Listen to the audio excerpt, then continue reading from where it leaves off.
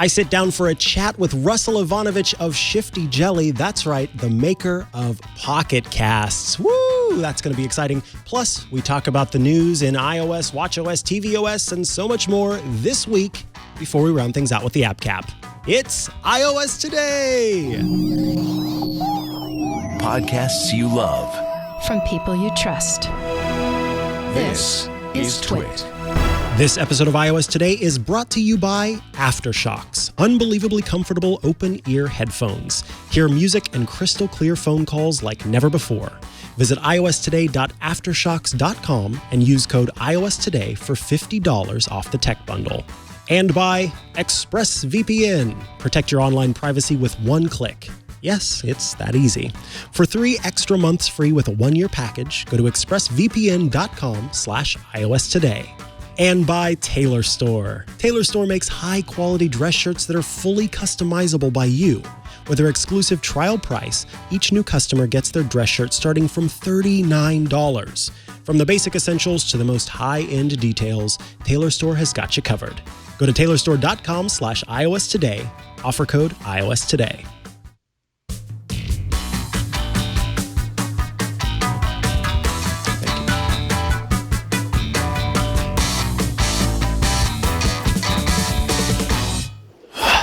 Alrighty there. I, of course, am Mikah Sargent. Leo is still out, but he's going to be returning next week. But until that time, it's very exciting that I get to have guests on the show, guest hosts on the show. And this week, I am pumped to have my pal, my good buddy, the Australian who taught me about koalas. It's the one and only Russell Ivanovic. Hello, Russell. Micah, so good to be here. Good to be here. Yes, I've actually been talking about having you on for a while now, and it was finally time to make that happen. So I'm glad that you're here. Of course, folks who are out there watching live, you know that we are recording at a different time. That's because Australia and the United States don't really agree on what time it is. And that's weird, just how it is. Yeah, we had to run a strange. really long cable as well. That took some time. That, and also we don't agree on seasons, but I think that's more of a world issue, right? Not so much a something to do with the sun and the something in the oceans. I think really like weather, climate. I don't know how it all works. What time is it there actually? It is now 8:43 a.m. I'm happy to report. 8:43 a.m. We've got 2 p.m. here in the United States, and this has been your time update. I figure we should get into things. So, Russell, I typically, when I'm talking to people, when I'm bragging to people about how you're my friend, I'm like, this is the Pocket Casts guy. But really, you are you are one of 2 of the Shifty Jelly guys. And that is the company that makes Pocket Casts. So I thought that today it would be great to sort of dig in. I've heard, disjointed pieces of the story of sort of the creation of Pocket Casts as we've had conversations. But I thought that folks might want to hear sort of about how weather came first and how a Pocket Cast a podcast app came after, and the history of that and where you are now and everything in between, if you're down for it. Oh, I'm down for it, Micah. How long do you have? Oh, I've got, we'll see. We can go as long as we like. So first of all, let's talk about how your company, how did it get started? I mean, you were working somewhere else. I believe you and your co-founder were working somewhere else, and you decided to join forces and do your own thing. So do you want to talk a little bit about how everything got started before you actually sort of made Shifty Jelly? Yeah, sure. So Shifty Jelly sort of didn't exist pre-2008. Myself and my co-founder, Philip, we were working sort of as enterprise software developers. And that's a good, stable job. Like, I don't want to diss it at all, but very boring. Let me tell you, very, very boring. And anyway, Apple brings out the iPhone in 2007. It's really exciting. So exciting that they didn't even launch it here in Australia, and we had to sort of import our own on the down low. Please don't tell Tim, anyone. And then in 2008, they launched the App Store. And I'm like, this is really interesting, because previously to get on a phone, you had to do a lot of work. You had to go through carriers. You had to go through manufacturers. It was almost impossible. You had to do a lot of deals. You had to be a business person. And here was a store where you could just release apps. I'm like, that's crazy. But I didn't have any time, right? So here I am. I'm playing indoor soccer. I won't go too long, I promise. I snapped my Achilles tendon, and all of a sudden I can't walk for 6 weeks, and I'm thinking, what am I going to do in this time? I'm just sitting down. I've got nothing to do. I'm like, well, I have a computer. I'll download this Xcode thing. I'd never coded any iOS in my life. It was like a foreign sort of thing. And Philip and I just got started. So he started working on some server stuff because he really wanted to play with that. I played with the app. And then we thought, what's something fun we can build? We looked at the iPhone here in Australia and we're like, there's no good weather. It's all American weather, and not to diss you Americans, but it's really bad in Australia. Like, it's just not accurate. Whatever weather models they're using, it's not working. And so we built this weather app and we threw it into the store and we're like, what? Let's see what happens. We're never going to see this money. We have to give Apple again because you had to register as a developer. And all of a sudden, I'm at my younger brother's wedding. And someone comes up to me and they're like, Russell, your app's number one in the store. I'm like, what are you talking about, number one in the store? And he pulls up the top charts, so not even of the weather section of the entire store. And there's this little app called Pocket Weather right at the top of the Australian charts. And I'm like, whoa. I really wasn't even expecting that. And we sat there for 3 weeks and it was on news articles. We got sort of invited to all these different podcasts, and it was just a different world because when you're an enterprise developer, you're in a basement somewhere. There's project managers and business people sort of in front of you. They just, they feed you coffee as a stereotype and you pump out code. Right. And here we were with the number one app in the store. It was crazy. Wow. So first of all, did you then include the fact that you were number one in the App Store in the toast at your brother's wedding? That's my first question. I did not, because no one knew what it meant at the time. Like now you know what it means, right? You know that app developers can be successful. Very few, but you can be. Back then we had no idea. Does that mean 5 people downloaded it? Does it mean 5,000 people? I don't know what number one in the store means. And we didn't know for about 2.5 months because Apple was very slow with their stats back then. So we're just like, what does this mean? Oh, wow. No idea. And then one day the that. Stats came in and we're like, holy cow. Like, that's the moment we both realized that there's a business outside of what we're doing. And it took us 2 full years before we took Shifty Jelly full time. We sort of stayed with our employer. We were kind of working 2 jobs, 60, 70 hours a week. And then we had a realization in 2010, we're like, what are we doing? We're working 2 jobs. Like, there's some great people over here, but this is really exciting work. Why don't we just go and try it? And that's when Shifty Jelly started, and that's when we made Pocket Cast. So Shifty Jelly didn't start Pocket Cast did not come along until after you had left your other job and you started Shifty Jelly full time? Yeah, that's right. And by that point, Pocket Weather Australia was in 1 in 5 iPhones in Australia. It was crazy. Wow. Okay. So you had spent the time while you were still at the other job just sort of improving upon Pocket Weather before. Yeah. And so what was the inspiration for creating I keep saying a Pocket Cast. It's a pod. What's the inspiration for creating a podcast app? Well, here's the thing, Mikah. Cast your mind back to 2010. And the way to get podcasts onto your phone was you had to download iTunes. You had to download the podcast. You had to sync it to your phone. You had to hope that you had all the right cables and things. It was a really complicated procedure. And I remember I used to listen to a lot of Twitch shows. Mm-hmm. So the other way to do it was to open, twit.tv in the browser, pinch, find the link, tap, hope it would stream, hope your screen didn't lock, because I think back then the second your screen locked, the stream would drop out. And we're like, you know what? There must be a better way to listen to podcasts. And people were trying to make podcast apps at the time. There was a fairly famous indie developer who was trying to make one, and he just couldn't. Apple kept rejecting him again and again and again. He even tried to sort of subvert the App Store and release it other ways. And we thought, you know what, let's try and make something really simple, really basic. Let's just see if we can get it past the Apple review team. Mm-hmm. And I think it took us about 1.5 months to get past them. So they made us remove streaming. They made us remove like a whole bunch of other features. But eventually they stamped it. And I'm pretty sure we were one of the first official sort of podcasting apps in the entire store. Wow. So then I guess that would be my next question is, when you were creating this app, you were focused. So obviously Pocket Weather, the whole idea there was all of the American weather doesn't work very well here in Australia. And so you were creating an app that would work well for Australians. Was Pocket Cast from the get-go an app that you saw as an international, wherever you happen to be, that you could download this? I'm sure that it took a while to add localizations and things like that, but you saw this as an app that Americans would download, that people in Australia would download and elsewhere? Yeah, we saw it as 2 things. So one, we're passionate about podcasts. We listened to a lot of them. We wanted a way to do it. But obviously from a business sense, we were thinking, okay, Australian weather is very contained to Australia, because not many people outside of Australia care what, Australian weather looks like. But we needed some kind of app that was international and sort of would speak to people, everywhere. We're talking like, Germany, UK, US, doesn't really matter. Anywhere in the world we listen to podcasts. And that's where the idea for Pocket Cast came along. And that's why we did it, for those 2 reasons. Yeah. So fast forward a little bit, we've got Pocket Casts in the App Store. At what point did you start developing for the Android platform?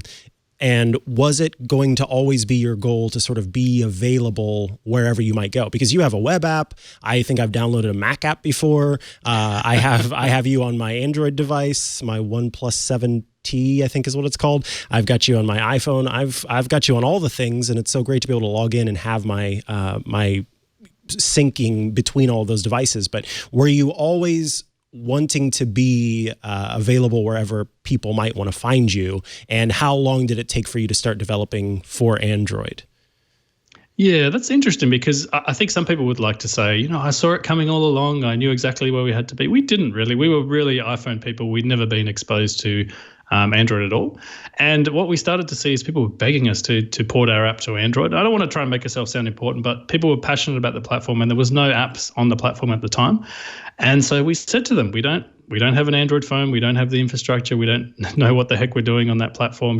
How are we even going to do this? And I kid you not, one person literally express posted us a brand new Android phone in a box. Oh, wow. And they're like, there's your Android phone. I don't know how they found our address. I don't know how they found where we were, but it just turned up. And we're like, oh, okay, I guess that's one thing down. Then I think Google at the time wasn't allowing Australian developers to sell apps in the store. There was some kind of weird regulatory requirements, and that got lifted. And all of a sudden we're like, is it crazy? Could we actually make an Android app? And Pocket Cast on iOS was not successful at all. So what we didn't realize, because we weren't business people, is you have to teach people that there's such a thing as a podcasting app in a store, because Apple didn't have one, right? So no one was looking for one. We were terrible at marketing, so no one knew Pocket Cast existed. And so it literally went nowhere for 2 years. Pocket Weather was still going gangbusters. More and more people were buying iPhones and downloading it. And Pocket Cast was going absolutely nowhere. Wow. And we thought, what's the worst thing that can happen? We're gonna make an Android app. We're gonna see where it goes. The first version we made was terrible. We didn't have any idea what we were doing. We followed all the iOS paradigms, but people were still really nice to us. That was the amazing thing, is that we let's be honest, we made a terrible Android app, and they were like, look, that's a good first effort. Here's the things I think you should improve. And we're like, oh, these people are kind of nice. They want things for their platform. There's not many people paying attention to them. We could either completely dump this as a failed experiment, or we could try one more time. And so we literally, Philip and I, locked ourselves in an office for 4 months, and we both coded this app nonstop. We put the iOS app on pause. We even announced it, which was a little bit crazy. We just went on our blog and we said, you know what, we're going to give Android a red hot go. And it wasn't really a big platform at the time. And the day that app launched, Mikah, everybody covered it. It was on Daring Fireball. It was on every single, weirdly on a lot of iOS sites, to say, look at these idiots. They're going to Android. They're dumb. Isn't that funny? And it got so much coverage that day the iOS app and the Android app both took off together. Like that's the day they became successful. That's incredible. So you can sort of base the early success of the iOS app on the fact that the Android app launched and that other people were covering it. Now, developing for the Android platform, then you kind of talked about how the community played a role, because they came to you with, hey, here's what we wish would be different. Here's how this could be improved. Is that something that, at least up until, and we'll get to this topic, but the new state of things with Pocket Casts and where it is now and where Shifty Jelly is now, while you were still, your team in Australia, I can't remember how many of you, like 5 or 6 people or something like that. I think we got to 5 people in the end. 5 people, yes. When you were still the 5 people, how important was it for, like, how much community involvement did you have at that point? Did you feel like from the point of the launch of your Android app, or the re-go at it, the red hot go, as you said, to now, has the community continued to play a large role in how you develop and design the app?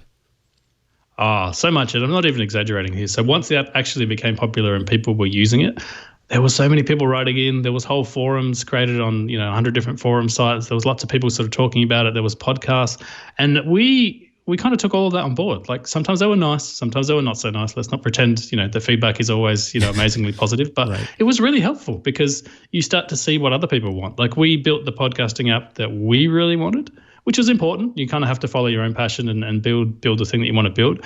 But it also, people say, hey, look, I do this thing, like I'm on a train 8 hours a day and I don't have internet connectivity. Here's the 5 things I think you could improve. Just really small stuff. Like, can you download the show notes when I download the show? Because on my tube commute or whatever, I don't have any cellular. I'm like, oh, that's interesting, because I have cellular in Australia everywhere I go. So you're like, okay, tick, we'll add that, we'll add that, we'll add that.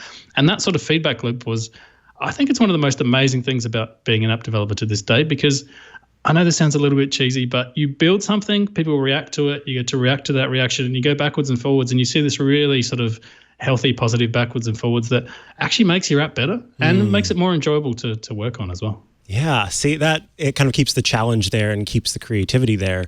And yeah, I'm curious with the development of your app. So this is coming over the course of iOS's existence and many different versions, and then same on Android, the different versions that have existed.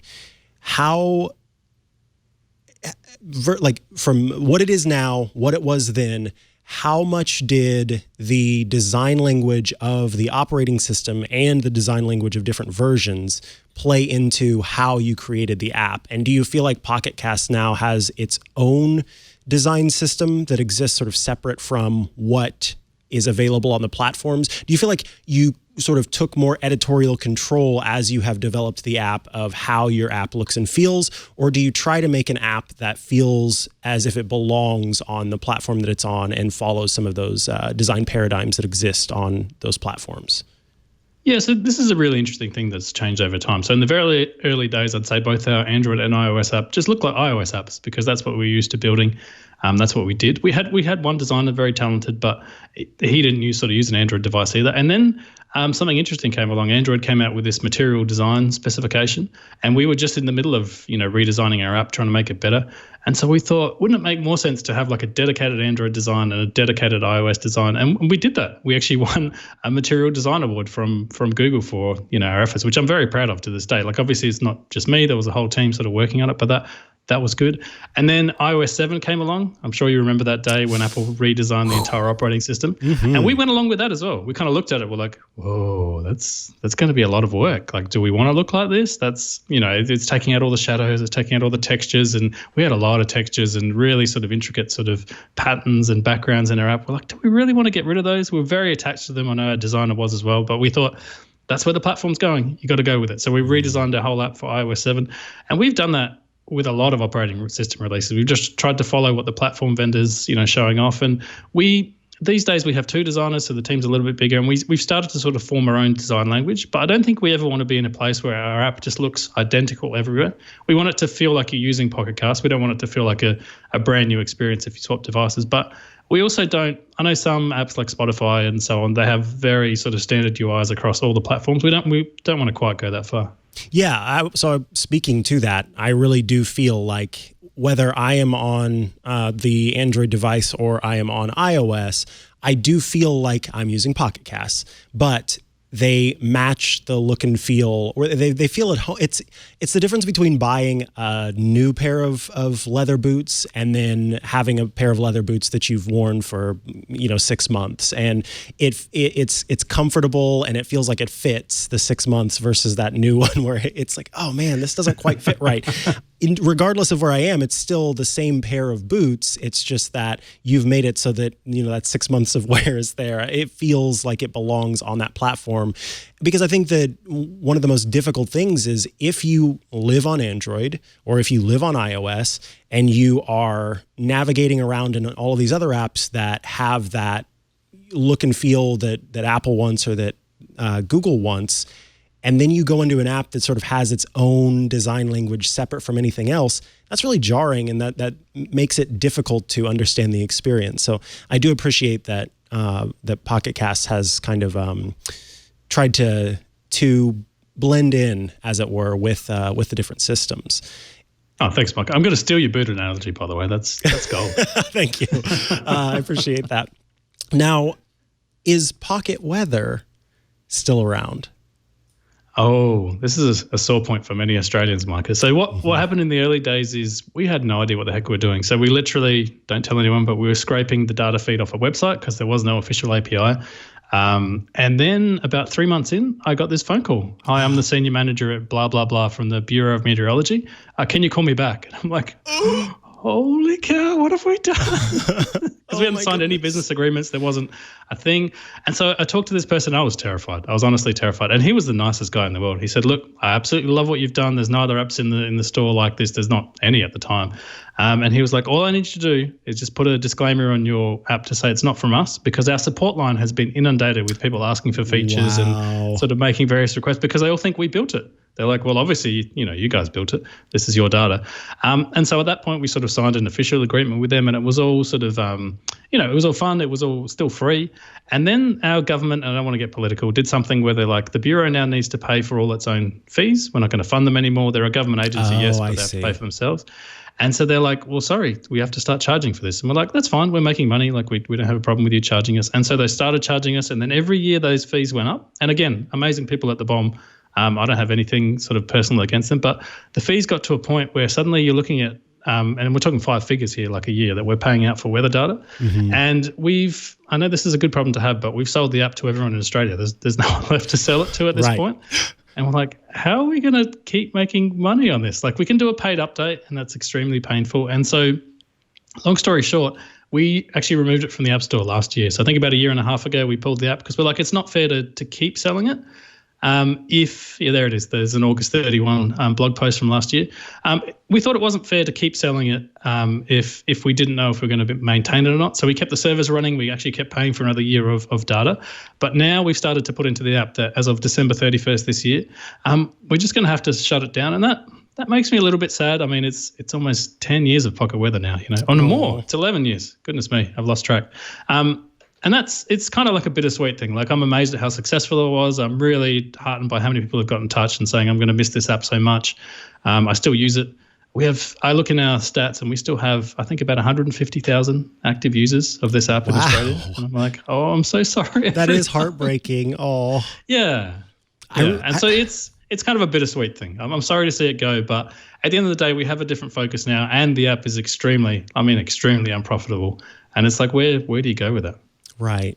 I'm realizing the mistake. Oh my goodness. Look, we've got animated GIFs talking about, no, how could you? I realize the mistake I've made is not asking you for some pocket weather, some pocket weather swag that I can hold on to for like 30 years and then make a profit on eBay. So I might have to talk to you about that afterward. Yeah, we should take that offline. Yeah, we'll take that offline. I'll have my people call your people and we'll figure that out.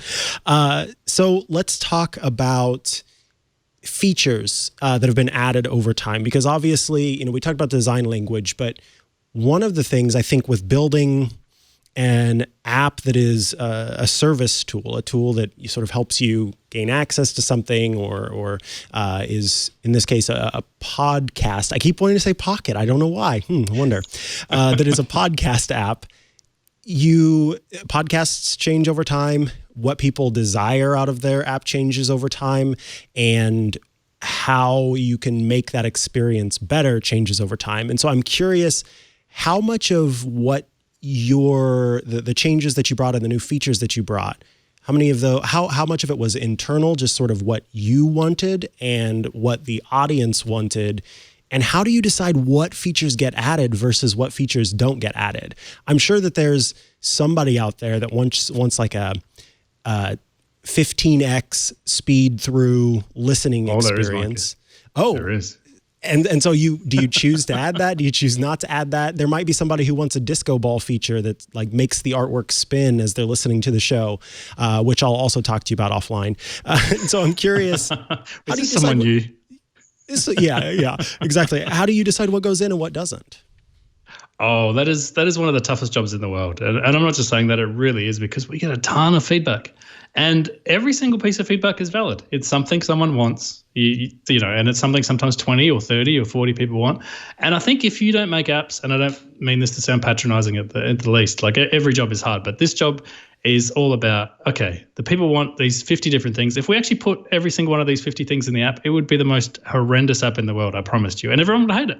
They're like, why'd you do that? And you're like, well, you asked for these 50 things. I gave them to you. What is there to complain about? And so I guess our job as app developers and app designers is to go through that and say, okay, here's the 5 things we think are the most important. And here's how these 5 things work together. And the most painful thing in the world is like you realize that 1 out of these 5 things doesn't fit. So these 4 things go together. And this 5th thing makes the other 4 things incredibly difficult. Just makes everything about it really hard. And you're like, I know people want this, but we can only give them these 4 and we're going to have to drop this 1. That's just how it works. And that's the kind of decisions we make day to day.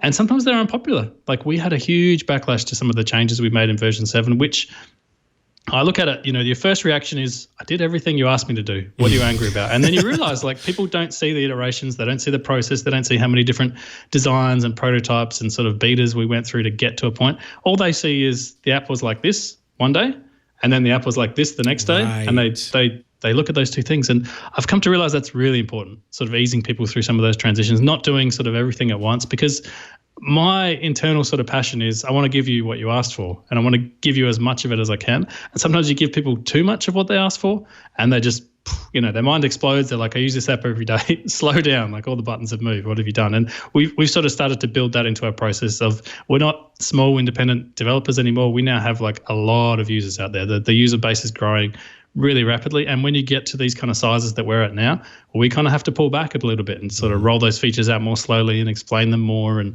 sort of treat, I guess, our users as more sometimes novice users as well. So our app has traditionally been a paid app. We've attracted really sort of hardcore podcast listeners. I think at one point our average podcast listener had 35 podcasts, which is a lot. That is most lot. people listen to 4.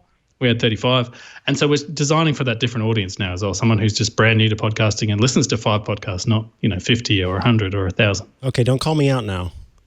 How many do you have, Mikah? No, I you know what? I'm probably in that 35 group, but in terms of listening to them regularly, 5 or 6, because once you see how the sausage gets made, it's kind of you're kind of just, you're in it. And are all 5 or 6 just you? You just listen yes, back I to just yourself, listened. Like, that sounds good. And in fact, you did make me that custom feature that allows me to cut out everybody else's voice except for my own. So I do appreciate that. The Mikah filter. The Mikah filter. Yes, exactly. Folks, that's not true. That was a funny haha. And when we come back from the break, I want to talk to Russell. I want to talk to you about the next chapter.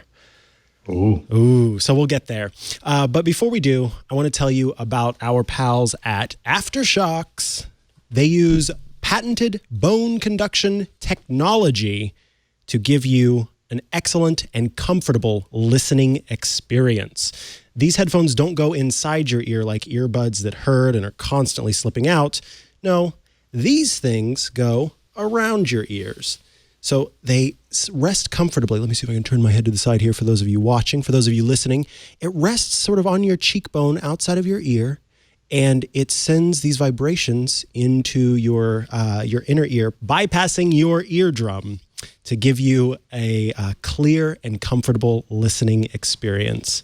They're incredibly lightweight. In fact, the wraparound headband is made of titanium, so it's super flexible as well. But it's not so overly flexible that it provides this like super tight feeling on the sides of your face. No, in fact, I can put it on there, and sometimes I forget I'm wearing these things because of how comfortable they are. They just rest so easily there. And this is not like, I can remember when I was a kid, they had these things called tooth tunes, and it was these toothbrushes that while you were brushing your teeth, it sent vibrations down through your teeth into your jaw that then sent those vibrations into your inner ear to play music while you're brushing your teeth, so you'd brush it for long enough. Those sounded tinny and horrible and were not good. This is nothing like that. This is premium audio and incredible bass and everything in between. Like I said, I think I've talked about this before. I had, of course, the first time I tried Aftershocks, I had to run the Beyonce test. And folks, it passed the Beyonce test. She sounded great on these Aftershocks.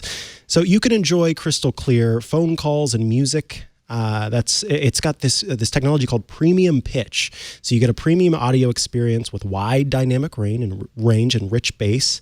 Plus, there's wireless Bluetooth 4.1 connectivity and convenient multi-point pairing. Now, multi-point pairing allows you to pair it to your phone, pair it to your iPad, pair it to your computer, and sort of seamlessly switch between those devices so that if you are taking a call on your phone and you want to switch it to the computer, you can easily do that. The original ones, the Aftershocks, are IP55 certified to repel sweat, dust, and moisture, whether that be from workouts or bad weather. But these new ones, these Aeropex, are actually waterproof and submersible up to 1 meter deep for 30 minutes. They'll last that long. Plus, there's a hassle-free 2-year warranty. So if you have to return them for whatever reason, then you've got that keeping you safe there. Aftershocks are safer I see some folks out there driving with headphones with headphones on their ears or earbuds in their ears. And folks, that's not a good look, and it's not very safe. These here if you do decide that, I'm not trying to listen to music in my whole car, but I want to still hear my music or my podcasts, as it were, you can wear these and still hear out of your ears. Of course, they're good for outdoor activities like biking, walking your dogs, so nobody gets hit by a vehicle. You can hear the vehicle coming on and still wear these and ride along, so emergency vehicles can still be heard. Now, there's the Aeropex Tech Bundle. That's going to include those new Aeropex I talked about with advanced audio, even longer battery life, and that waterproof feature, which is the Tech Bundle includes, of course, more, it's a bundle, includes more than just the headphones there. So you get a whole kit and caboodle, as it were. You can order an Aftershocks Tech Bundle now if you visit iostoday.aftershocks.com. and use the code iOS today at checkout. That's going to get you $50 off the tech bundle. I think the holidays are coming up. $50 off that tech bundle. You can give that person in your life who's active or has dogs or cats that they walk around. If you've got cats that you walk around, I remember a certain Russell Ivanovic who put a leash on his cat. Then you could do that. The offer, unfortunately, this is a little awkward, but the offer is valid in the U.S. only. Sorry, Russell, but you should still check it out even if you are outside of the U.S. because these things are genuinely really awesome. I will have to admit, I went in a skeptic putting these on. I thought, oh boy, this is going to be a Tooth Tunes experience all over again. And it's nothing like that at all.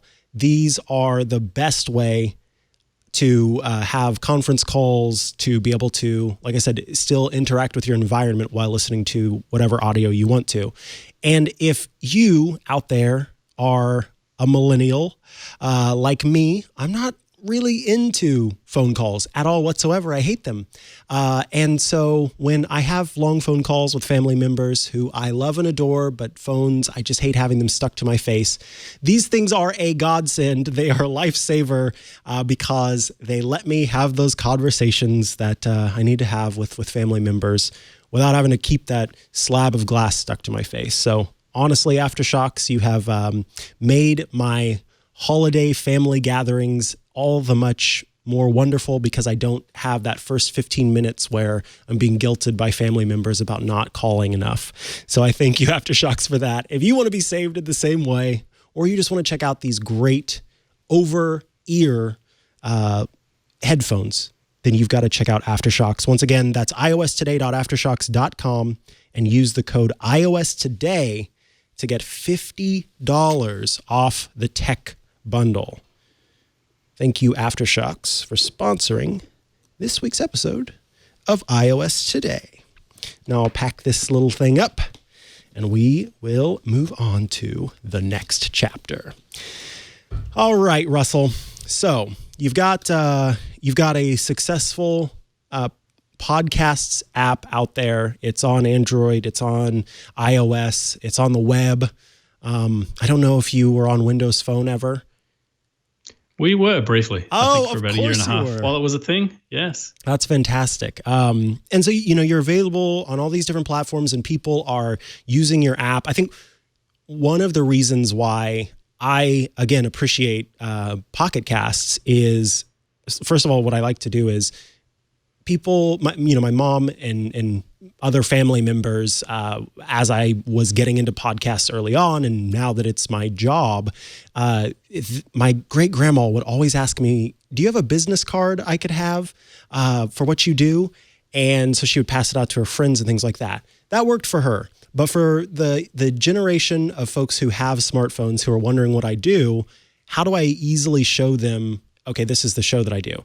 So I would gift them the Pocket Casts app and then send them the direct link to whatever show I was talking about with them. And to be able to easily open that up in Pocket Casts and to have that so that no matter what, if they were rocking an Android device or rocking an iOS device or they open it up on their computer, to be able to tune into that was great. So I really do enjoy the fact that that was there. And so you're available in all these places and you are iterating and adding new features. What was the next step for the company? There was an article published on your blog, May 4th of 2018, called The Next Chapter. And that's where things took the next step. And I'm curious, of course, you know, there are things that you can and can't share, I'm sure, but I think for folks who might not know about the sort of history of Pocket Casts and how it's made those changes, what happened during this next chapter? So this was really interesting. Like I said, Pocket Cast started 2010. 3 people eventually got to 5 people. And 5 people was kind of the limit of what a small paid app could support. And that was fine. Like Philip and I had no aspirations to sell the company. We didn't want to. It was profitable. It was a fun place to work. Everybody there sort of loved it. And then we sort of saw on the horizon, you've got Apple, who controls roughly 60% of the market. You've got Spotify, who's a huge sort of massive company with millions and millions of dollars to spend, investing heavily in podcasting and all these rumors of other sort of VC-backed startups. And we looked at the landscape and we thought, one, how are we going to ensure this stays open so that we're still around and we can make a podcasting app? But 2, on a more personal level, like how does a tiny app like ours compete with the resources of these giant companies? And I kid you not, at this time, about 2 or 3 people turned up on our doorstep sort of asking to buy the company. And we looked at each of the offers and we're like, you know what, these are not people we want to partner with. Like, I'm sure they do great things. Obviously won't mention their names, but we just looked at it and we're like, no, we don't want to sell our user base off to someone and ride off into the sunset. We want to try and still make a dent in the podcasting space. And we had big aspirations. We had 2 or 3 whiteboards full of stuff that we wanted to do that we just couldn't afford to do. We couldn't afford the resources. We couldn't afford the time. We couldn't even afford the risk, I guess, if you want to take it that way. And we didn't have the, I don't know what you call it, like brand permission or some sort of marketing term like that. We didn't sort of have the backing of anyone to be like, yes, we're legit because, you know, these people are behind us. And then all of a sudden, these nice people at WNYC came along and we sort of started to have these phone calls with them. And initially they were just like, let's work together. You're a sort of open podcasting app. We're a public radio company that publishes a lot of podcasts. There's got to be some way we can work together to do some things. And we talked to them on and off for so long. I think it was almost 12 months before we finally got to the point that we realized that a partnership wasn't going to work and that the best way this was going to work is if we actually, if they bought us out and we kind of joined with them. So it was NPR, WNYC, WBEZ, and This American Life, sort of 4 really well-known radio stations in the US, but also interestingly 4 of the biggest podcast makers in the world. And their sort of open vision for the ecosystem and this public sort of radio ethos of, and it's really true, you go there and you see them work and they're all about the mission. They want to get journalism out there. They want to get good storytelling out there. And it's not, none of them are for profit. Like it's all not-for-profit organizations. And by the end of, you know, all these conversations that we had with them, we're like, this is the perfect sort of people to partner up with. Like, yes, this might all fail. We go, you know, I don't want to be, you know, pretending like everything's good. But the thing is, we looked at that and we're like, this is the perfect opportunity. If we don't take this now, we may never get another chance. You know, the likes of, you know, some bigger companies and VC sort of backed companies might stomp us into oblivion, and this Pocket Cast thing is over, and so is the open podcasting ecosystem. And now we all listen to podcasts on some proprietary platform that we have to put up with, you know, all the quirks and the bugs, and that's not a future that either of us wanted. And that's, yeah, like you said, in May of I think 2018, we announced this deal to the public. And then we got the resources. We got the backing of these 4 sort of major organizations. We got some resources. We got to staff up the team. And now when we look at things on a whiteboard, we can be like, we can do this. Yay. We can do that. We can also do that. I'm like, yes, finally. That's incredible. Yeah. So with this change, I'm sure there were some concerns that took place. There were some folks who were worried that the the Pocket Casts app, that's where I actually needed to say Pocket Casts, or the Pocket Casts app was going to change, or suddenly it was going to become a nefarious player in the space or something like that. And this is a little bit of a 2-pronged question. The first is that there's again, on the blog, you have this great Q&A /FAQ type article. And one thing that I've noticed is from my knowledge of the existence of Pocket Casts, and then, you know, you and I becoming friends and talking about the app and how you have developed it and how the team has developed it and things like that, that the support methodology, you always include a little bit of character in the things that you do. So it's not just this dull sort of, we respond with boilerplate stuff, that there's actual like humanity and jokes and funny and sarcasm and all these things that go into this article in particular, but just sort of throughout the whole thing. I guess what I'm saying is Shifty Jelly and the Pocket Casts team, it feels very human and it feels very sort of, what is the word? As silly as it kind of diminishes it, but there is a little bit of a silliness to it that I've always appreciated. And so the first question, based on all of that, is kind of after you've now jumped forward to this next step, how do you continue to maintain that humanity, that irreverent spirit, and do you feel any pressure to change that, or have you've worked with the right group here where you get to continue to have that character that you want to have as part of Pocket Casts? And then, that being the first question, the second question is, how have you responded to the concerns that people have had, and do you think now that people are sort of calmed down, given that this happened last year and Pocket Casts is still working the same way that it has?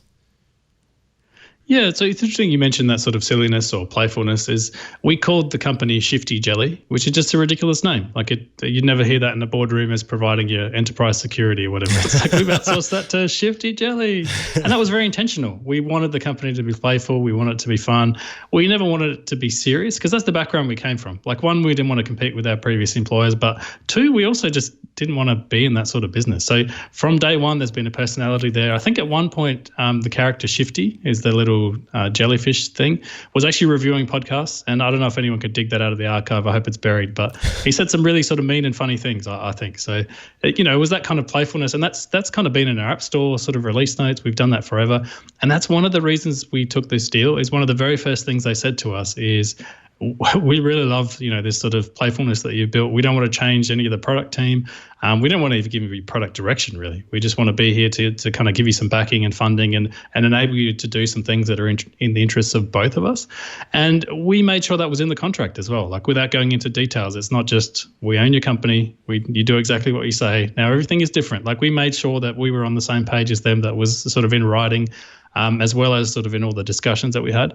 And honestly, and I'm not just saying this, like, these are really amazing people to work with because they recognize that they're not software developers. They're podcast producers, they're radio hosts, they're amazing at storytelling and content. And they make a few bits of software, but in general, they're not software development companies. And they recognize the fact that we were. At the core of everything we do is software development. And they're like, that's fine. We'll leave that in Adelaide and you can keep doing it. And that's why I personally am really confident that, nothing's going to change except that we're going to get more ambitious. Like that's the main change, is we want to do more for the podcasting industry as a whole and for ourselves. And I guess to kind of answer your question is, yeah, people had a lot of concerns. And I'm not an American. Maybe you've guessed by the accent, but I'm not from America. I've been there a few times. And I really didn't understand the backlash. People were like, oh, you've been bought by NPR and NPR's evil. I'm like, NPR is evil? Like what? Like, where's this coming from? And I did a bit of research and I found out, the various objections people have. And now I kind of understand. Like, in hindsight, you've got this app that you really love. It's made by these small developers who I hope you love. I mean, otherwise, why have you bought the app? And it's always nerve-wracking when a company that small gets bought by a company so big. You're like, well, obviously something's going to change. Are they going to mine my data, or they're going to sell it, or they're going to put ads in it, or they're going to do all these other crazy things? But I think the important thing to realize is that none of that stuff is in our best interest. Like, if we filled the app with ads, or we suddenly started mining the heck out of your data, or we did all these sort of other crazy things that people suggest, that would actually make it a worse experience. We end up with less users. It would be a less popular app. I wouldn't use it for a start. Like, it doesn't make any sense. Like, what we're about is building the Pocket Cast that everyone knows and likes into something bigger and better. And also along the way, trying to grow the user base and also protect the ecosystem. And I know that sounds lofty, and some people are going to be hearing that in their earpods or whatever and being like, protect the ecosystem, whatever, Rusty. But the fact is we do. We want to keep it open. We want to keep this whole platform open. We want to keep podcasting the magical sort of thing that it is today. We're like a twit.tv. We can record the show, someone dedicated will edit it, it'll be published, and then people will be able to listen to it. There's just that, the delivery model that just is democratic, I guess you can call it. Yeah. Like everyone just gets to produce whatever they want. It gets listened to in whatever app you want. I don't really care if you're not using Pocket Cast. I'd love you to, but if you're using some other app, more speed to you. Like the podcast, that's how they work. They're not locked into one app. They're not locked into one ecosystem. You can get them everywhere. And that's the thing that we're passionate about. And I hope that's the thing that people realize. Like obviously the noise has died down. This was over a year ago now that this was all announced. And I hope people realize that to this day, it's still the same core team building everything out. There's actually, I think there's 20 of us now in total. So 14 here in Adelaide, 5 in New York. I'm bad at maths. It's actually 19. But it's a much bigger team, and we've sort of got some more ambitious things that we want to launch next year. But it's the same people building the product. It's no different. And it's not – there has never, ever been a meeting where someone from NPR has been like, Russell, I need you to do this, and it's not a question to say no, you just have to do it. Like everything is about us putting forward our product roadmap, talking to various stakeholders about talking to the people at WNYC and NPR and WBeasy and saying, hey, look, if we built these 5 things, which of them would you use? What do you think? Like actually having that direct interaction with the people that produce the shows is really important. And that's the kind of relationship we have. Very cool. The last topic here that I want to talk about before we head on to the news segment is the fact that, and I think that this speaks to what you were just talking about, the app is now available for free with an in-app purchase. Yes. That is... I'm not even actually sure, because now that it's free, I was part of the original. I don't know what the in-app purchase gets you. Of course, you got Pocket Casts, and then there's Pocket Casts Plus monthly, which is 99 cents per month, and Pocket Casts Plus yearly, which is $9.99. And so, do you want to tell us a little bit about what was the decision-making experience there, going from an app that was pay up front to now an app that is free with in-app purchase, and how you feel about that and what that does sort of for the app and for people to check out Pocket Casts? Yeah, so we had this really simple business model all along. For a small company, it made a lot of sense. We charged you $4 US, and you got the app and you just got to use the app. But and this is interesting. I'm pretty sure we were the most popular paid podcasting app in the entire planet. Like, I don't think there is another paid podcasting app that's anywhere near sort of the levels that Pocket Cast was. But you compare that to all the free apps, and we're like, number 3 or 4 or 5 or 6, like in all the various stats. And the reason for that was simple. It was a paid application. And so when we did this original deal with the partners, we talked about that very early on. We're like, okay, if we want to grow this into something that's actually meaningful in the space, we have to go free. There's no other option. And not only that, but the public radio ecosystem is all about that. They put out free content, and yes, there's sort of pledge drives and other things that they do, and that's how they make their money. But it's free, it's distributed, it's open. That's how it's meant to be. And we felt like if our app stayed paid, that would be kind of in direct contrast to how they operate, and that doesn't make sense. Like, why would we keep going like that? So we made the decision a long time ago, probably over a year ago, to make the app free, and we had to put a whole bunch of instrumentation in place, and we had to change like a whole bunch of things. And yes, so this year, I believe in September, we announced that the entire thing is free, which I think is really important. We want more people to get on the platform. We want more people to have an easy way to access podcasts. And then we thought about, well, what about for the most sort of ardent of our supporters who are really passionate and want extra things, and we gave them some extra things. So we've got the Pocket Cast Plus tier, which gives you some themes, it gives you some icons, it gives you online cloud storage for your own files. If let's say you have your university lectures or college, I think that you guys call it over there. If you want to speed those up, you want to burn through them at 2.5 times, you don't want to lose your place or whatever. A ton of people are asking for that, so we're like, let's give it to them. Let them upload their college lectures into there. Let them burn through them. Let them know exactly where they are. And yeah. It's not that Pocket Cast Plus is meant to pay for the entirety of Pocket Cast. We're not trying to jam people in there. Like the basic app experience of every single feature should just be available to everyone is kind of our mantra. And that's where we've gone. You get some sort of, power user professional features and some cool little theming things if you pay us for it, but you don't have to.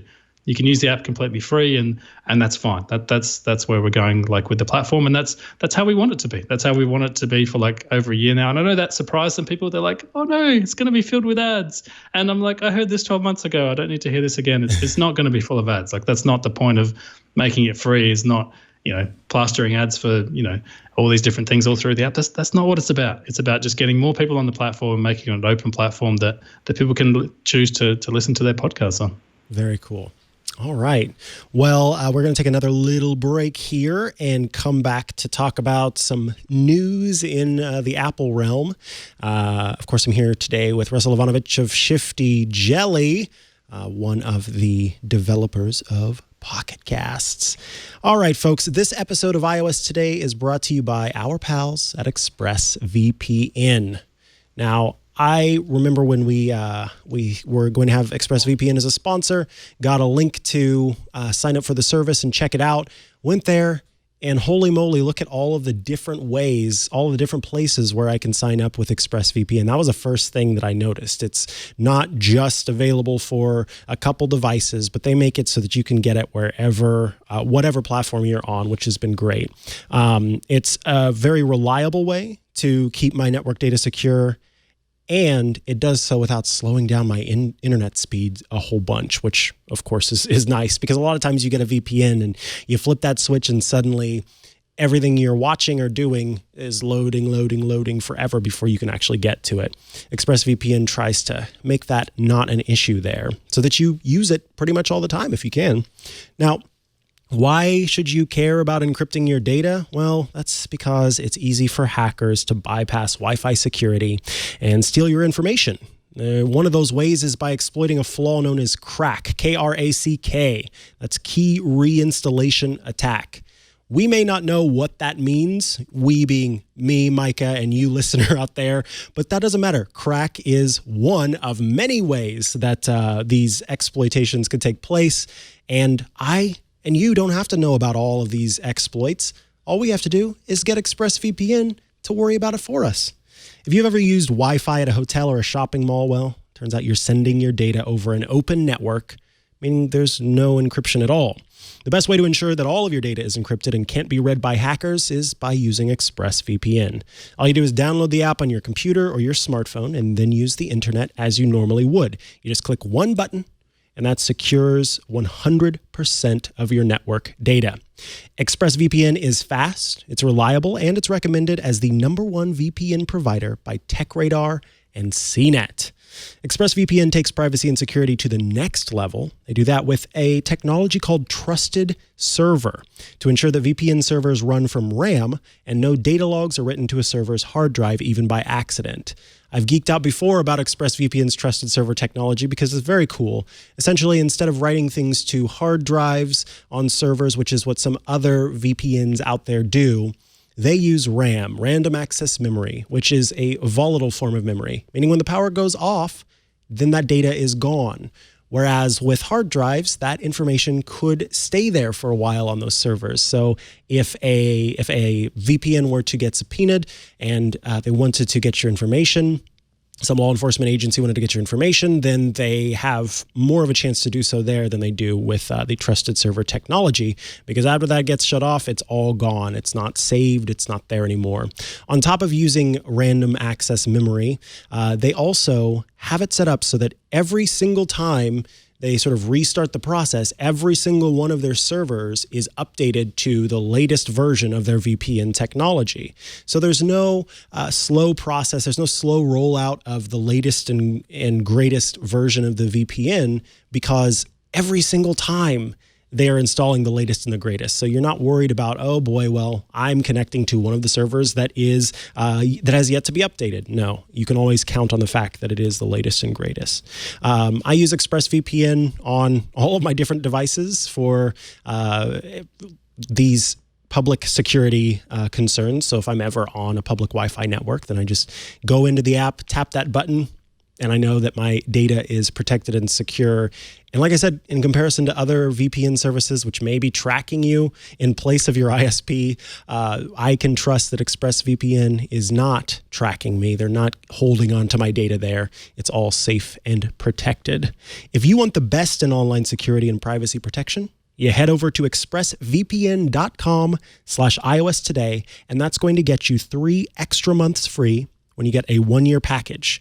Protect your internet today with the VPN I'm using to keep my data safe. You head to expressvpn.com/iOS today to get started. Thank you, ExpressVPN, for sponsoring iOS today. And we are back to the show. All righty. So there was an article published in The Information about Apple's AR headset and AR glasses. This article was published November 11th, at 5:01 a.m., so it's relatively fresh. And basically, we had heard for some time that Apple was going to be working on an AR headset and on AR glasses, and originally it seemed like they were going to be coming sooner rather than later. Now it seems like there's still a little bit more time.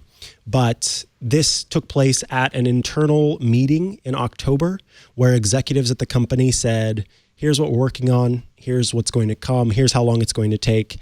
And one of the most fascinating things to me, Russell, was this quote that says, Apple senior managers have told employees they believe later versions of the AR glasses could replace the need for iPhones in roughly a decade.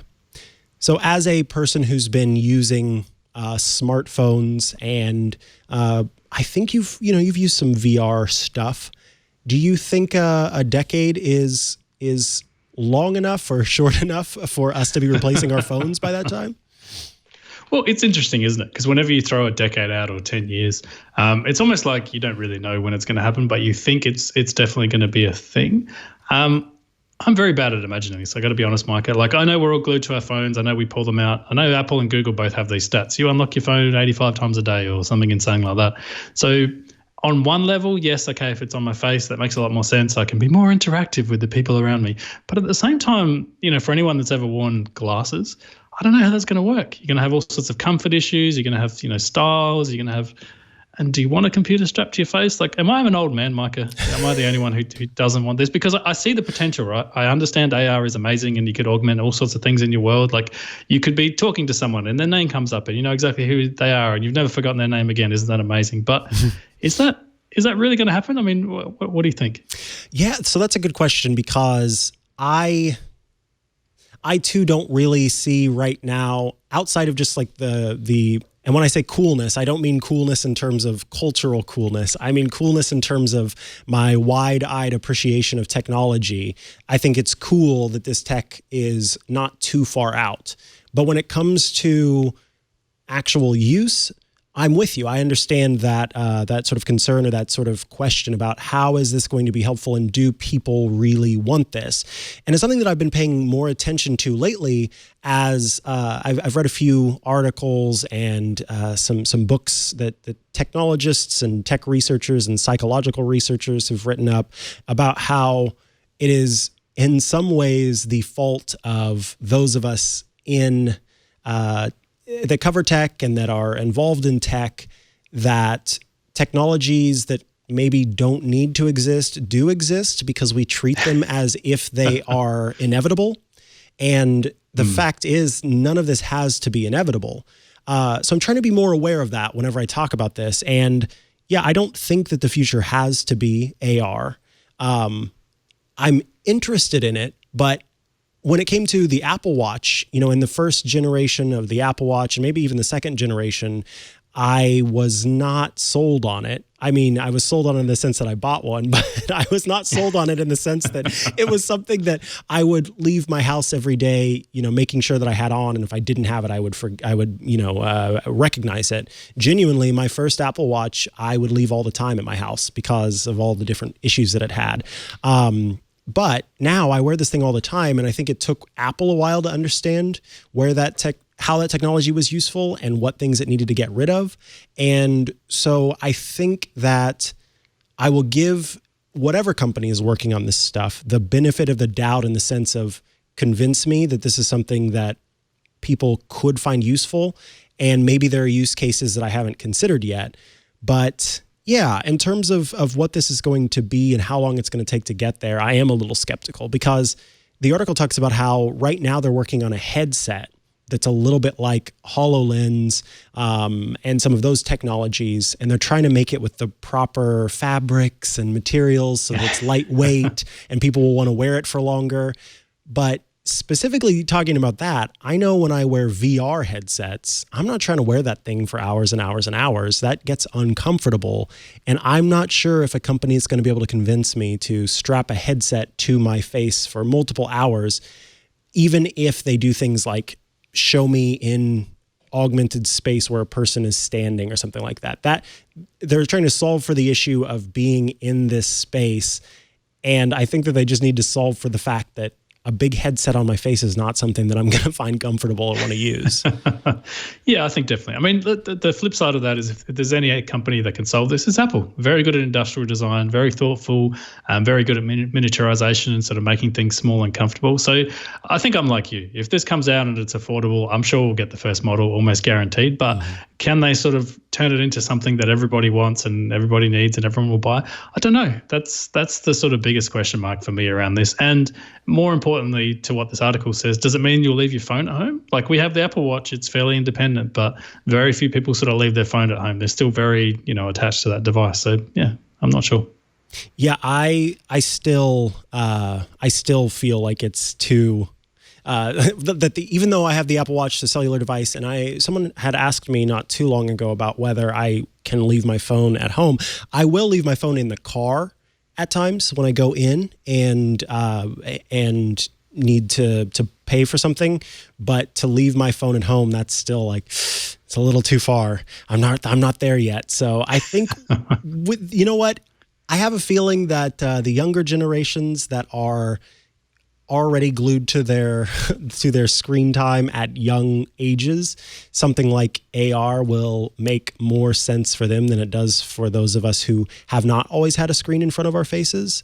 I think my generation is sort of the last bastion of that, where there was a period of time all throughout my young youth that there was no screen in front of my face. But now, you kind of have screens always. And so I can see where AR would make more sense to someone who is regularly inundated with screens in the first place. So I don't know. I guess we are both old men, and we'll be shouting at clouds, whether they're AR clouds or real clouds. We'll come to find out. Let's go ahead and move on to this next one. So this is a Bloomberg piece. I don't know if you saw the viral tweets that went out, but there was a piece out where DHH, which, if I remember correctly, he is the I'm trying to remember now. I'm looking it up. He's one of the creators of Ruby on Rails. Thank you. Very well known in the tech community. Yes. So as one of the creators of Ruby on Rails, he was talking about the setup process for Apple Card. He got Apple Card. His wife went to sign up for Apple Card, and he had, or I should say his spouse went to sign up for Apple Card, and he had a huge credit limit available to him. And his wife, who files a joint tax return, who has actually a better credit score than he has, and who, in all cases, seemingly should have the same credit limit or more, was given a very, very small credit limit, and on top of that, was not able to get instant access to the credit limit when she paid off what she had charged. So what I mean by that is you make a $30 charge on the card, and then you immediately go in and pay that $30. She had to wait until the next statement period to have that $30 put back onto her credit limit. So he sort of brought this to Twitter in a series of tweets to talk about it and complain about it. And it resulted in Goldman Sachs sort of looking into, or actually Goldman Sachs is being probed now by, let's see, a Wall Street regulator is doing a probe into Goldman Sachs because of the rules against gender discrimination when it comes to these financial products. So now they are conducting an investigation to see if New York law was violated, because consumers have to be treated equally regardless of sex. So this is done by the New York Department of Financial Services that's looking into this. Now, later on, after the stink was raised and they reached out to Goldman Sachs, I believe through the app and elsewhere, and then also talked to Apple representatives, without any sort of preemptive discussion or anything like that, suddenly his wife had access to the same credit limit that he did. But they didn't explain why that changed and what it was that resulted in that, and more importantly, why it was that way in the first place. And so this kind of became a conversation of, well, we know this is the case, but this is a very present and clear example of how not augmented reality, but artificial intelligence can have bias sort of built into it. And was this an example of that? So I don't know, did you get to see these tweets fly by and then sort of the updates that took place after that? Yeah, I did. I actually saw this happen live and sort of the reaction to it as well. And I think there's two really interesting things about this. I think the less interesting thing for us on this podcast is the US financial system and how your credit score thing works. It's insane. Like I don't understand it as an Australian. It makes zero sense to me. And I think that's the less interesting part. The more interesting part is that Apple, a company that we know and love and is, espouses all these virtues of, equal employment and non-discrimination and all that sort of thing. They're now attached to Goldman Sachs, and they now use these algorithms, to determine real things. You apply for an Apple card, one person gets this score, one person gets that score. And the really interesting part about is there gender bias built in? And I know a lot of people will be like, oh, a computer cannot be gender biased. It's not possible because a computer is ones and zeros. But a computer is programmed by people. It's programmed by just people, and whatever I can tell you as a programmer, whatever I type into the computer does. And so if those people have biases, either that they're aware of, or maybe even ones that they're not aware of, or the data sets that they draw on, or how they train these, if they're machine learning algorithms, what training data they use, that all contributes to the final result. And so to just stand back and say, well, it's a computer, and therefore computers are completely unbiased, and therefore it's fine, doesn't make any sense to me as a programmer. Like that's something that needs to be looked into. That's something that Bloomberg needs to find out. And it's also on Apple because it's the Apple card. Mm-hmm. It's not called the Bloomberg. I said Bloomberg a few times. I meant Goldman Sachs. American companies, very foreign. So it's something that Goldman Sachs needs to look into because, it's like I said, Apple gives you the card. It comes from Apple. It's Apple's product. And so Apple needs to ensure that their product is free of this kind of thing, not just because it's bad press, but also because it's, at the end of the day, if this is true, it's discrimination, plain and simple. Absolutely. And this is a good time to plug. On October 18th, we did an interview. It's Triangulation episode 418 with Ruha Benjamin. Benjamin wrote a book called Race After Technology, Abolitionist Tools for the New Jim Code. And it's an excellent book. Ruha Benjamin is an associate professor of African American Studies at Princeton. And this book talks about how emerging technologies can reinforce and amplify biases and ways that we could go about solving the problem. So check out that interview to hear more about precisely this, how despite the fact that we want to say that a computer is unbiased, it turns out that many of the machine learning AI libraries or databases or whatever they're called, the things that we sort of lock onto and use those to power our AI are created from a set of data that came with inherent bias that was built in because of the humans at the time who were training this data set. So it gets into some really interesting stuff there that, as you said, the computer does what the human tells it to do. So it comes back to us in the end anyway. This is a fascinating piece. And like you said, it has multiple perspectives here of how much is Apple involved, how much is Goldman Sachs responsible, and the fact that when you tie yourself to this, then you have to take some responsibility.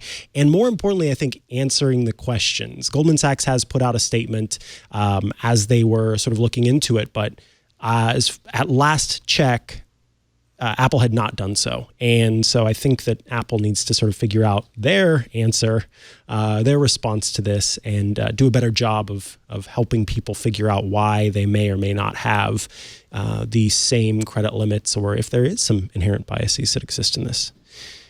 All right. Let's talk about one more thing before we get to our app caps. And this is just a story that I saw about Instagram. So Instagram is going through several changes. One is that users are going to start to see the likes that they have on their posts, or likes on other posts are going to start disappearing. That information will still be available to the person who posts a photo. They can see, people that are engaging with their post. But as you're scrolling through and looking at posts, you're not going to see how many people are liking it, how many people are interacting with it. And that's a change for many reasons. And I think it's a little bit of an experiment that Facebook and Instagram are kind of doing to improve upon engagement and make things a little bit better, because Instagram, for some reason, has been the focus of a few psychological studies that show how that platform in particular can impact mental health in a very big way for people, and it is often used as a way to perpetuate unhealthy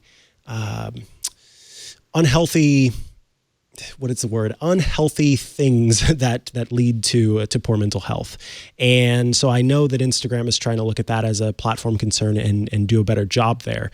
But aside from that, for quite a while, you could go into Instagram and not only see people that have liked your posts, but there was an option to go in and see how other people, the people that you're following, are interacting with other posts. You could see who they were following. You could see what photos they liked, what they commented on. And Instagram realized, or maybe they got enough complaints to realize, that that was a great tool for stalking, that abusive partners could track the activity of their partner and see, oh, well, why did you like that post? Or why did you comment on that? Or who's that you're following? And there was, after Instagram went ahead and removed that tool from the app, then there were some apps that came out to try and keep that feature available.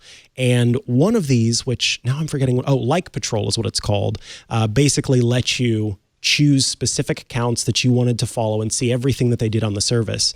Well, Instagram sent them a cease and desist order, and then they did not cease and desist. So Apple has gone in and removed it from the App Store.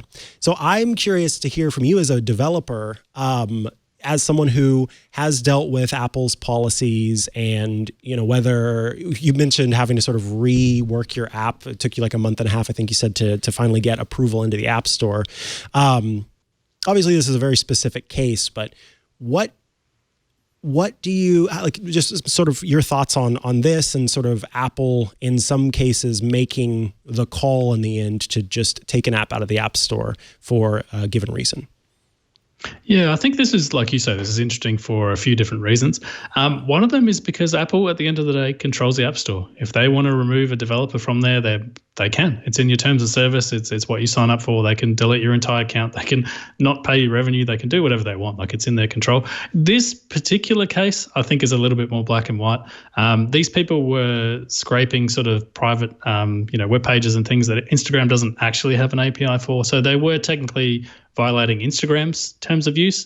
And I tell you, if you're a developer and you're in that space and you're putting stuff in the App Store, good luck to you, because you're on very, very shaky ground. Like, you're already doing things that Instagram doesn't like. You're going to be doing things that Apple doesn't approve of. So the fact that it got removed from the App Store is zero surprise to me. Like, you can't build a business, on top of that. It's not done. But it's more interesting, I guess, what the app was for. Like you said, I think, has this rolled out worldwide, or I've only had it in Australia? For about a month now, when I scroll through my Instagram, I don't see how many people like something. It's just someone and someone else, other people have liked. Doesn't tell you how many, doesn't tell you what, you just kind of scroll through there. So I know that Instagram is looking to experiment with this stuff.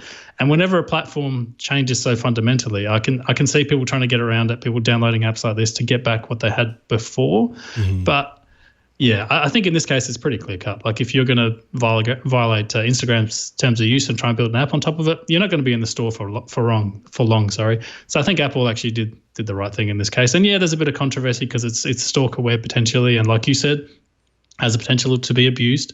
And that's a really bad side of this app as well. But I think even if it didn't have any of that, if it was just scraping the Instagram website and doing nothing else but showing you something that Instagram didn't want you to see, you're already going to be turfed out of the App Store for that. So it's kind of a pretty straightforward one to me. Yeah, cool. Well, thank you for that perspective. All we have left are our app. I can't speak today. All we have left are our app caps. But before we get there, I get to tell you about the awesome, the very cool, the one and only Taylor Store, who are bringing you this episode of iOS Today. Of course, Taylor Store, as I've talked about before, offer high-quality, made-to-order dress shirts for both men and women that are fully customizable and tailored to your measurements. This is a Taylor Store shirt. It was a shirt that they had available, but I was able to go in and customize it exactly as I wanted it. I chose a wide opening for this. It has collar stays built into the shirt. And I will say, I did have it buttoned earlier and I was wearing a tie, but then I got very, very hot. And so I decided to take off the tie and unbutton it. But even with it unbuttoned, it's still a very nice looking shirt. It fits perfectly around my neck. The The notch in the cuff is a unique choice that I decided to make with my shirt. It's got what are called darts on the back of the shirt. So it sort of sews these two lines that run up the back of your shirt to give it a more fitted feel through the torso and like through the stomach and chest area.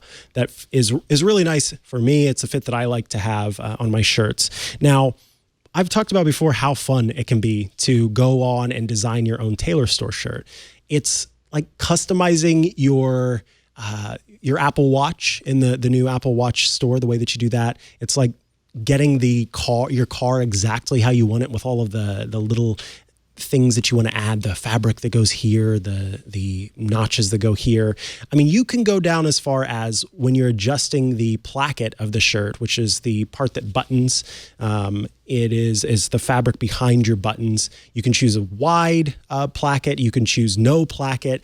You have all of these options that are available that make it a lot of fun to go in and precisely make exactly what you want, even down to choosing the thread that fastens the buttons to your shirt, which I thought was kind of fun. That if there's one tailor store shirt that I have, I didn't wear it today, but I went ahead and customized the thread on the buttons to match some of the colors on the shirt because it was a patterned shirt. There are many different options, many different fabrics that are available, and you get to choose the exact one you want. But this isn't even the thing that makes Tailor Store so great. This is just one aspect of it.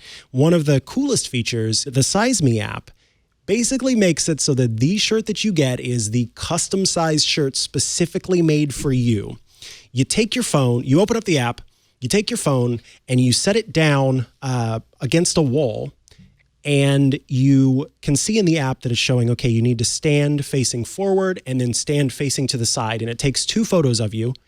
And then you type in your measurements. And I don't mean all of your measurements. There's no getting out a tape measure, a fabric tape measure to try and figure out what you are. No, you type in your height and your weight. And then Tailor Store takes those photos that it captured, as well as your height and your weight, and does some fancy spancy magic to figure out the perfect size shirt just for you. Then when you go to the website and you log on, that information, that profile, that measurement profile is there for you. So I went to the website after I did my Size Me profile. I said, oh yes, this is the sizing that I want. I didn't have to say, oh, I have an 18 neck and a 30 length and a this and a that. No, I just used that. I got my shirt in the mail. And I have to tell you, as a willowy, tall, scrawny kind of person, most of the time I have an issue where if my sleeves are long enough, then it means that the shirt is like 3 sizes too big. And if I get a shirt that fits me in my torso, then the sleeves are practically way up to my elbows. I can't find shirts that have long enough sleeves unless they're custom made, like Tailor Store. I put on that first shirt that I got and it fit perfectly. I almost wept. I was so happy. And that's genuinely the truth. I was so happy because shirts don't often fit me. I'm always having to roll up the sleeves.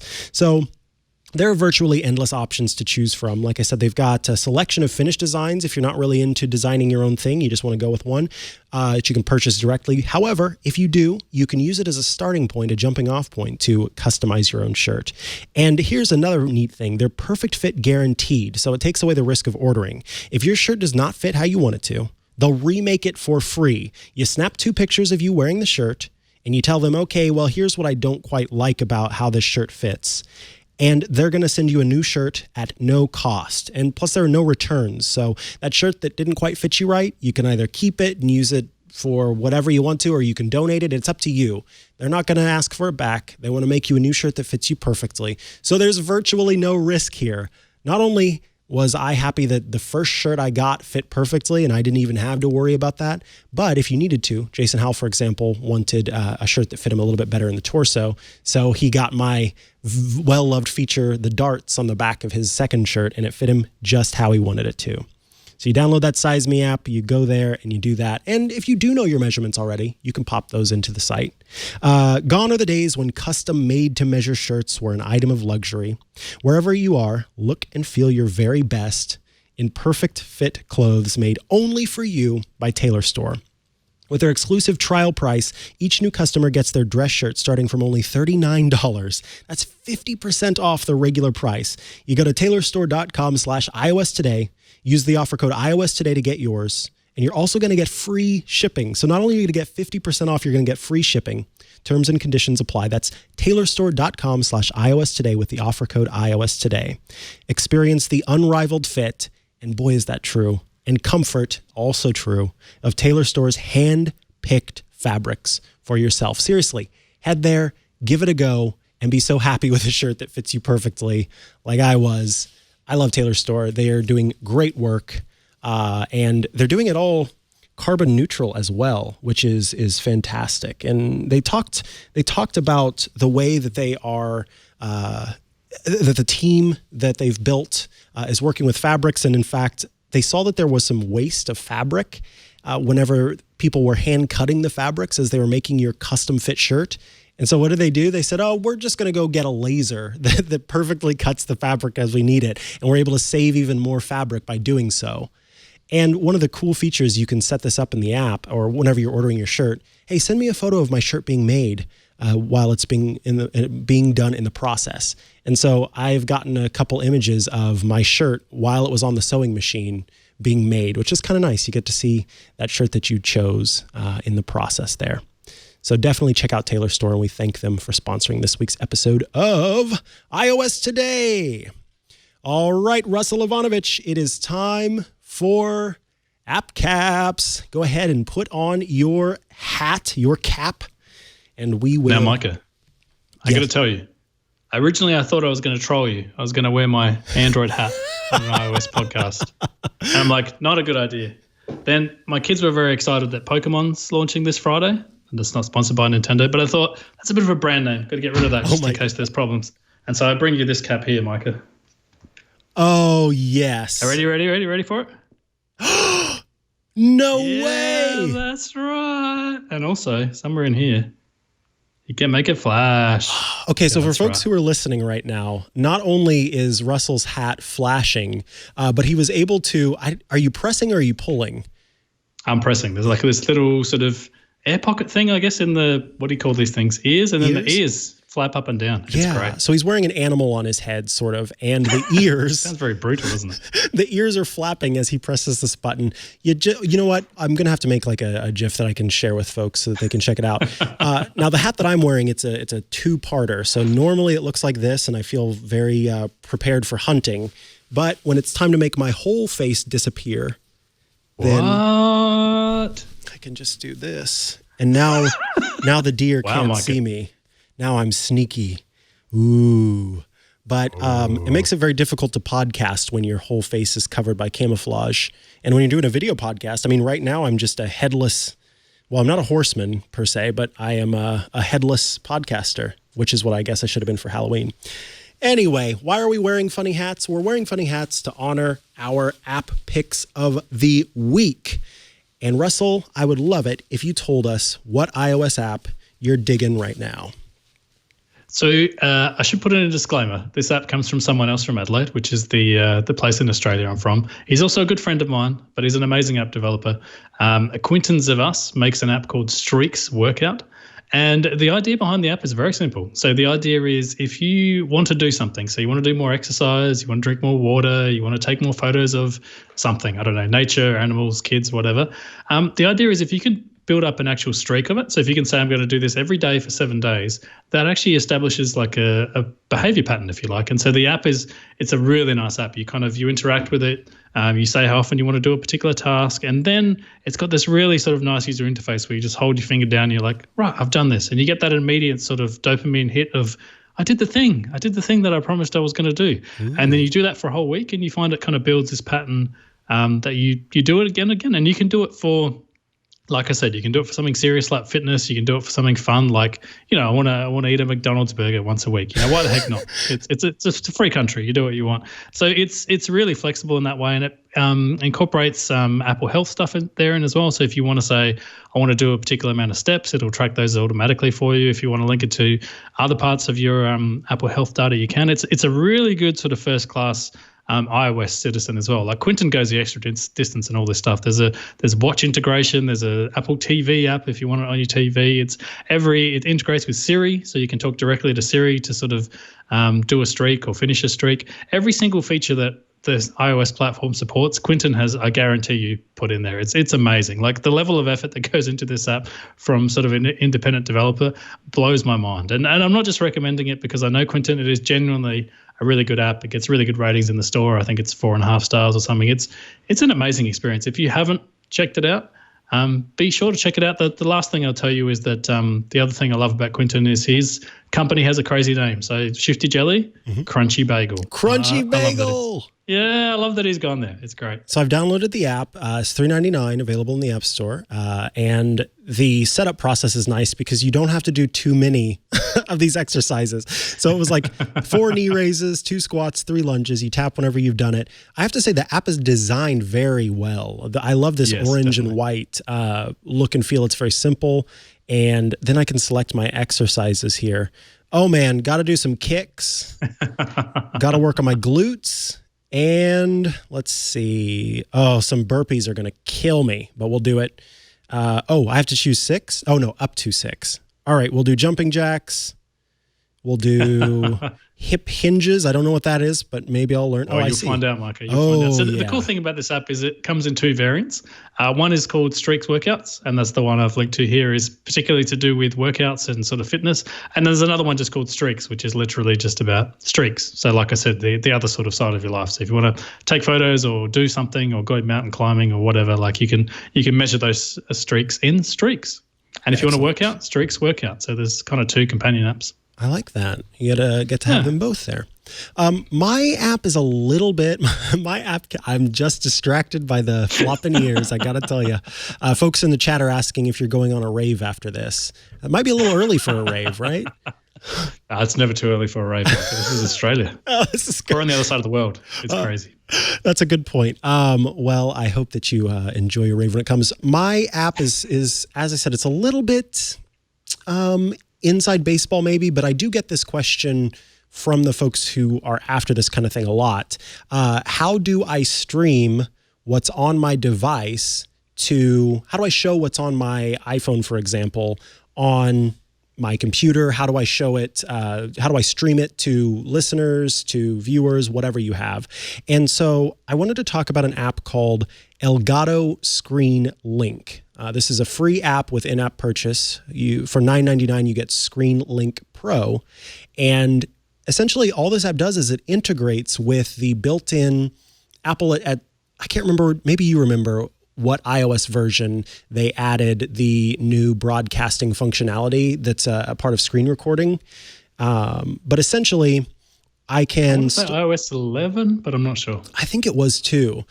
So I'll show here, I can tap the little screen recording button, and then I choose Screen Link as my option here and choose Start Broadcast. And then it counts down. And then at this point, now it is not only recording my screen, but it is creating a local video stream of my screen that then, if I had a computer here, I would show you. I open up the Elgato companion app on my computer, and it is actually my screen and showing everything that I'm doing here. So this is a way to wirelessly get access to this. But what's kind of cool about this function is that it is not just for showing off your screen.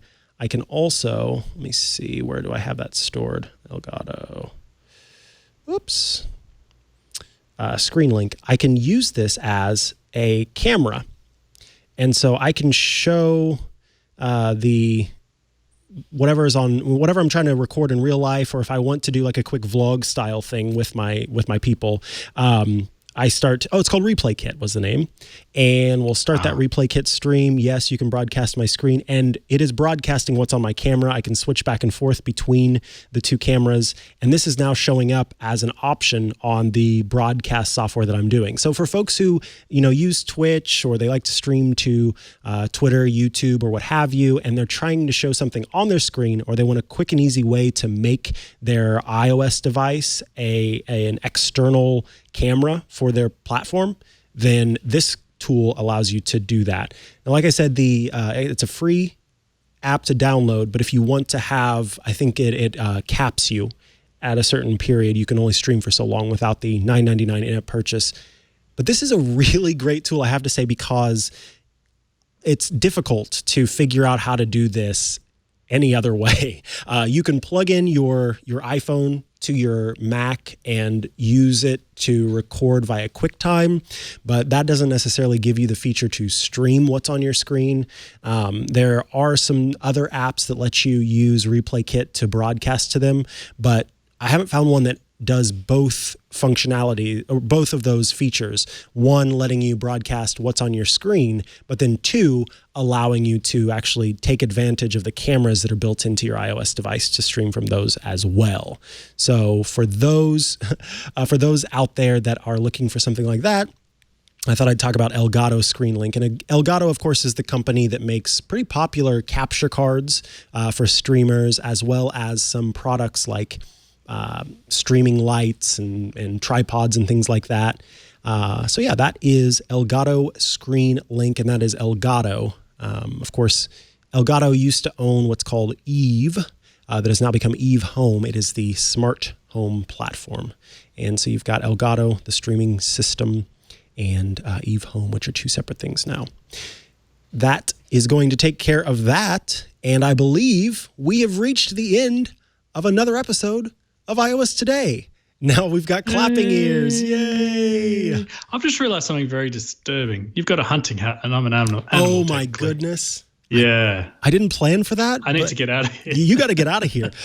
Folks out there, we, of course, we record the show live every Tuesday. Well, usually we record the show live on Tuesdays at about 9:30 a.m. Pacific, which is 1:30 p.m. Eastern. Of course, you can watch live by going to twit.tv/live. If you'd like to join us in the studio, you just send tickets to tickets@twit.tv.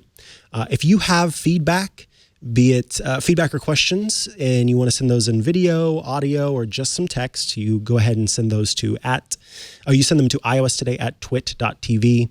And of course, you can head to twit.tv/iOS, which is a way to subscribe to the show in all of its different formats. Russell Ivanovic, if people want to get in touch with you, if they want to check out your app, if they want to send you their funny hats, how can they do so? Probably the best place to find me is Rusty Shelf on Twitter. So just think of an oxidizing shelf somewhere in the brain, perhaps even on Mars. Very oxidized up on Mars. Rusty Shelf on Twitter, or pocketcast.com if you want to find more about the app that myself and other people I work with make. Excellent. Well, I want to thank you so much for joining me today and talking about the full and complete history. Well, maybe not complete, but the full history of Pocket Casts, Pocket Weather, and of course, the awesome Shifty Jelly. Thank you so much. Oh, it was my pleasure, Mikah. Thanks for having me on. Yeah. And enjoy the rest of your morning, given that it's morning there in Australia. It is. I got to get out of here because that hunting hat is really, yeah. I wish I could remember. How does Elmer Fudd sound? Be very quiet. I'm hunting wussels. It's wussel season. Oh, man. Those of you listening out there, I'm sorry. You just missed some great television, I guess. So maybe you want to check out the video version this week. Thank you all. This has been another episode of iOS Today. Goodbye.